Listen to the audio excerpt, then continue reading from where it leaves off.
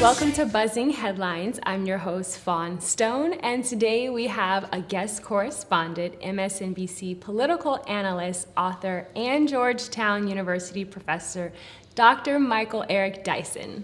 Welcome. Thank you for having me, Ms. Stone. Thanks for being here.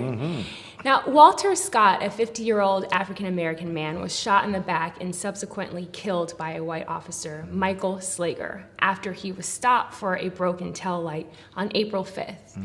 Officer Slager has since been arrested and charged and is being held in jail with a denied bail. I was shocked to see the immediate firing and arrest of Officer Slager because there's been so many shootings involving black men and people of all races that are very similar in that they went viral, but each officer was eventually found not guilty. Yes, right. What do you think makes this case so different in the way the authorities responded and outcome? No, that's a great point. I think, and there have been other viral instances, like the Eric Garner, when he said, "I can't breathe," and yet the grand jury didn't even indict. So to act so swiftly in this case, I was like you, I was shocked, like wow. Which means that there was incontrovertible evidence on that tape, something that the police saw, the prosecutors saw that said, this person needs to go to jail and be charged with murder because it's so clear that the man was running. Now we know the dash cam video has since shown that he got out of his car and ran. Well, maybe he was afraid for his life. Maybe he knew this cop was a bad apple. We don't know what it was, but whatever it was, it doesn't deserve and didn't deserve for him to be shot from behind in the back 8 times, emptying his gun into the back of Mr. Scott. So I think that the police understood in the context within which we live, the Eric Garner, the Michael Brown situation, and even before that, Trayvon Martin, though it didn't involve a police person, it involved a gun. So police-involved shootings are rarely taken to this extent, and even when they're taken to this extent, there's rarely a conviction. But in this case, I think there's great promise that this cop will be held accountable for his actions. And subsequently, with I think it is the Eric Harris case, where the policeman, who was a 73-year-old man who was working informally with the police department, sheriff's department, but because he had been a benefactor of them, then he was allowed to put his knee on the neck of this man, and then when he said, "I can't breathe," blank your breath. So the viral video insisted that we take this case seriously, and I think that's what happened in this instance. There was so much overwhelming evidence in light of the context where so many black and brown people have been shot by police and killed by police without any consequence. I think they knew the public was fed up with this, and this is at least the appearance of justice. Black Lives Matter has been a popular saying since the murder of Michael Brown and Eric Garner. And although some stand in solidarity with the movement, others criticize it, saying that all lives matter. Sure. What is your response to the criticism, and what would you say is the fundamental difference between what the movement is about and how it is perceived? No, that's a great question. Look, the reason we don't have to say white lives matter is because we already understand they do. You don't have to repeat the obvious. That would be redundant. We know in America that disproportionate numbers of people of color, especially Latinos and African American people and other people of color, have been treated in an unjust, unfair manner. So when we say Black Lives Matter, what we're saying is that they matter also. They matter as well as white lives. There's an unfinished statement that is undeclared, but that is implied. So I think people are being smart, trolling on Twitter, trying to be a smart aleck about it, or genuinely and honestly don't understand why we're singling out black lives, because black lives have been singled out. The queer women who put forth that mantra, Black Lives Matter, that has grown and mushroomed into a movement, have captured something significant. And even white brothers and sisters who are standing in solidarity with people of color to say, yes, their lives matter because we have not taken them seriously. So my response is that in American culture where black lives have not been shown the requisite respect and the appropriate fashion of understanding what we're up against, that's a great movement. And my response is, let's all join together. Yes, all lives matter, but let's make sure that black and brown lives, which have been discounted, which have been marginalized, which have been unduly and unfairly assaulted, need to be taken seriously and need to be equally valued. And I think that's what the movement is about. All right. Now, if a teacher is caught doing something heinous, they're usually fired and charged. If a politician says something or does something unethical, they're typically forced to resign. Right. But when it comes to police brutality or murder, Right. they usually get a paid leave and might be transferred to a different department. Yeah. So who polices the police, and more importantly, who enforces the wrongdoing of police officers who use excessive force or unnecessary murder? That's a great point, because what you're underscoring and highlighting here is the fact that the police are often in bed with the prosecutors, who are responsible, ostensibly, for holding them to account.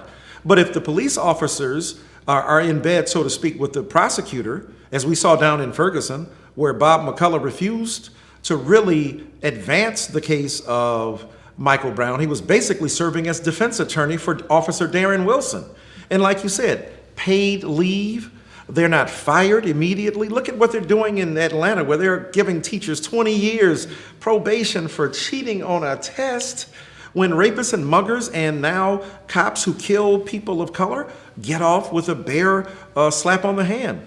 So I think that who polices the police department, that's a very good point. First of all, citizens who vote can put in the proper prosecutors who have, if you will, provenance over those cops. Number two, those prosecutors who are held to account must understand that they are not simply to be in bed with the police, but they are also to hold them accountable. Three, I think there should be community review boards that are put back into effect, where community members hold police people accountable, because they are to protect and serve citizens.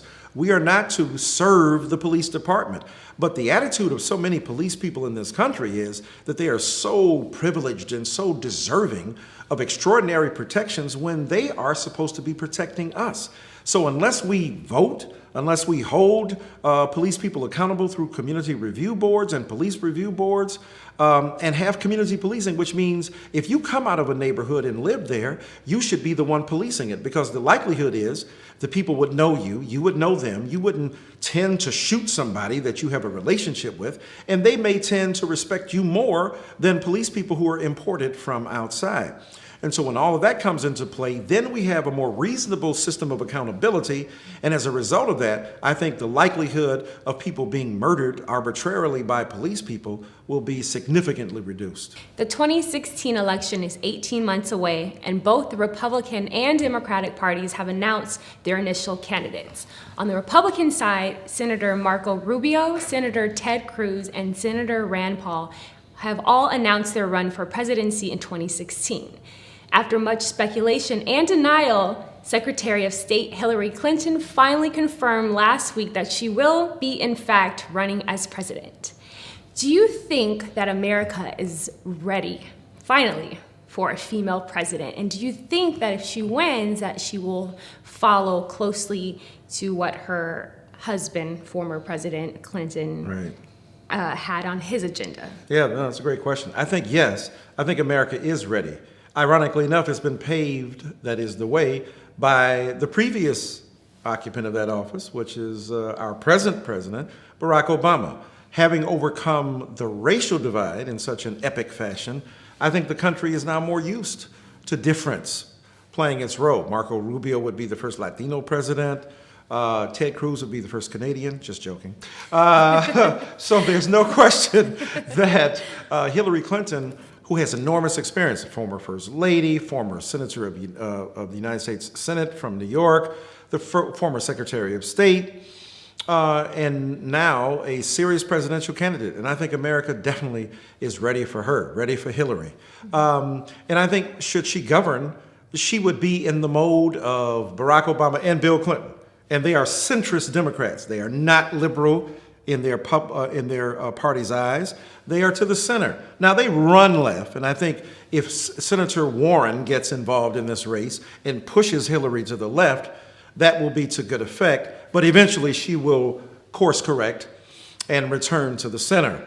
But I think she'll govern to the right of Barack Obama on international issues, because she's a hawk. But I think slightly to the left of him in terms of public policies geared toward the domestic sphere. Maybe not so much in terms of the economy, but I think certainly in terms of gender and race, she'll be a bit more progressive. She doesn't have the advantage of color to offer to African American and Latino voters, but so she has to have policies. Obama could kind of get by and slide by on, hey, I'm a black man, you understand what I'm dealing with, and so on and so forth. Hillary Clinton has none of that, so therefore she has to offer serious policies that will address some of the acute problems that exist in black and Latino America. But I think should she be elected, she would definitely be cut in that mode. One of the tactics that was extremely instrumental in helping President Barack Obama win his support from the younger generations was social media. Right, right. Do you think that the voter turnout will be just as strong as it was for President Barack Obama if Hillary Clinton or even the Republicans use that same social media strategy? Yeah, well, it's both message and format, isn't it? So you could have a strong social media presence, which you should have, but if you're some old fuddy-duddy or some person who's, just repackaging what already has existed, there might not be that same excitement. I mean, Obama had a kind of swag and charisma that translated easily into cyberspace.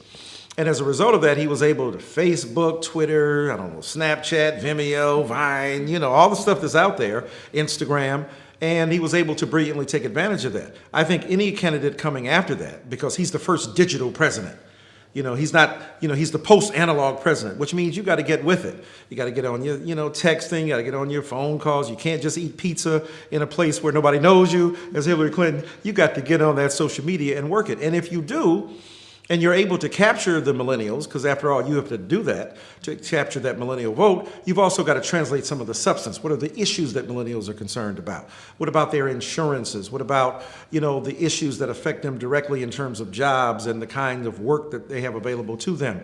And looking out for STEM and technology and the like. So when you put all that stuff together, it's both the content and the format. And if somebody masters that, there's no question they're going to have a leg up in terms of the competition. Thanks for watching Buzzing Headlines. We'll see you next week.